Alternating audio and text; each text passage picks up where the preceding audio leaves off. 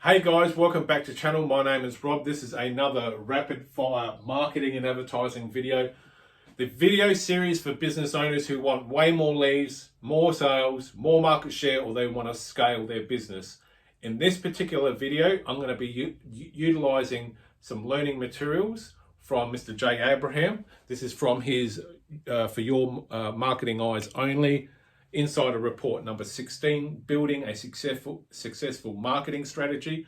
I'm not going to be speaking about the entire consultation that took place on this thing because that would be complete plagiarism. So what I'm going to be doing is speaking about what type of business this is, and then jumping straight to the marketing tactics and strategies that Jay suggested to this particular business owner.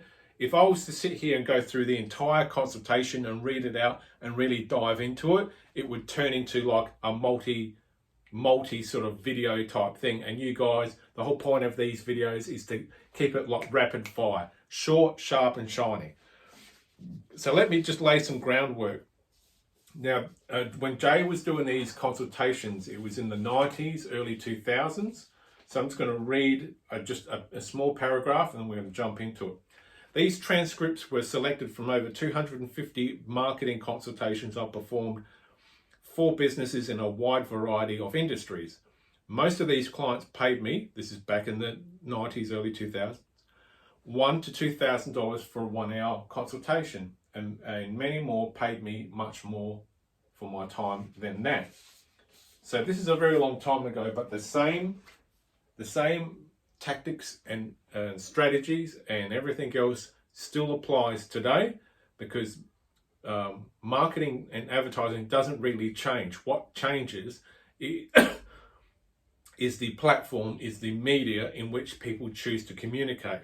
So I'm going to just quickly read out what type of business this is, and then Jay suggested a total of 11 things that this business owner could do. So let's get right into it. This is a restaurant, and the previous owner's marketing efforts were meager, and so too were the results. Like so many other business owners, he had been relying mainly on the momentum of the marketplace to generate sales, which is dangerous. In other words, he had been hoping that the mere fact that his restaurants were in business would bring in the volume of customers he wanted. That's dangerous because you're leaving it up to chance. It's your responsibility to get off your rusty dusty and to get people in. What I suggested was he created a persona for his business, an air of fun and specialness, that he continuously educated people all about the care that goes into the food that he serves. In this consultation, I gave Harry close to a dozen marketing concepts and showed him how to apply each one to his business. See how many of these concepts can be applied to you.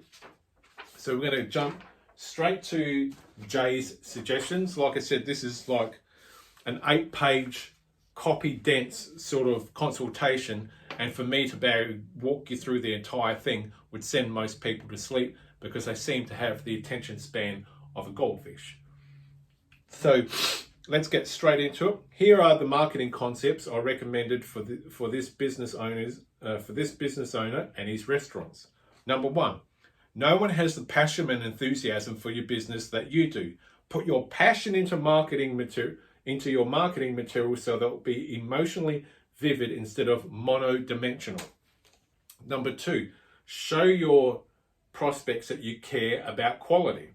Number 3, create a persona for your business and communicate that in everything that you do, because a lot of advertising and marketing doesn't have any soul, doesn't have a character. So get into some sort of character that fits in with you and use that with your marketing and advertising. Educate people as to how your product is made or service is rendered, even if your competitors do it exactly the same thing, because not enough people really educate their potential buyers or clients, because they think, well, that's what Harry and George do down the road, so I won't bother saying it.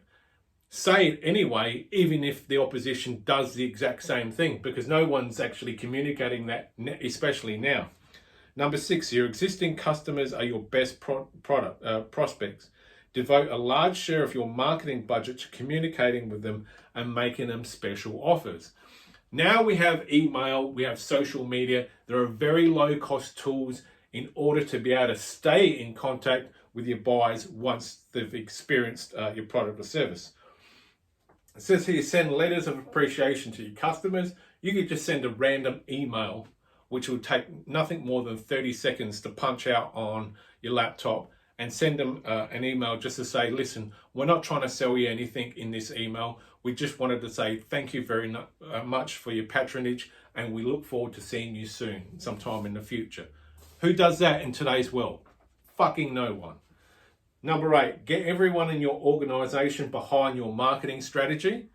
There's nothing worse about working for someone and not being aware of the marketing and advertising that's out there, and then all of a sudden you get bull rushed with random questions about people coming into that business and asking the staff about these different things that they've seen advertised, and the staff not knowing what's going on. So if you're a business owner and you're watching this, run over your marketing and business plan. Say, hey guys, we're going to have a special at the end of this month, and here is what I'm going to be running. It's going to be on Facebook, it's going to be on Instagram, it's going to be on YouTube, and this is the advertising that we're going to run. So if anyone asks questions, you guys at least are aware of what we're doing.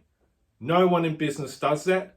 When I was consulting way back in the day, when I suggested that business owners started educating their staff and started sharing their idea to include the staff in on the marketing and advertising, not getting them to do the market, but to include them and to educate their own staff and to bring them into the fold and build a bit more rapport. Once you tell your team what you're doing, they become involved and they become invested because it feels like they're included with the process. Number 9, hire people to help expand your business and pay them on a contingency basis. Pay them a percentage of the added profit they make you.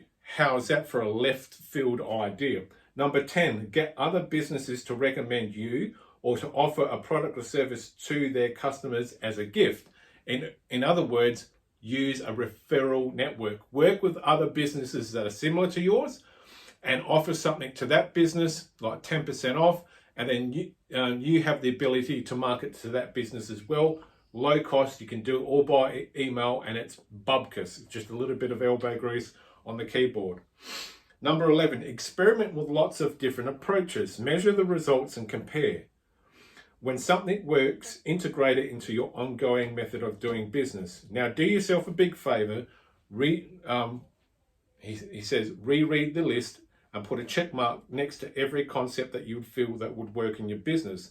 Then reread the ones that you've checked and put an asterisk next to the ones that seem most likely to bring you the biggest return in for time and money involved.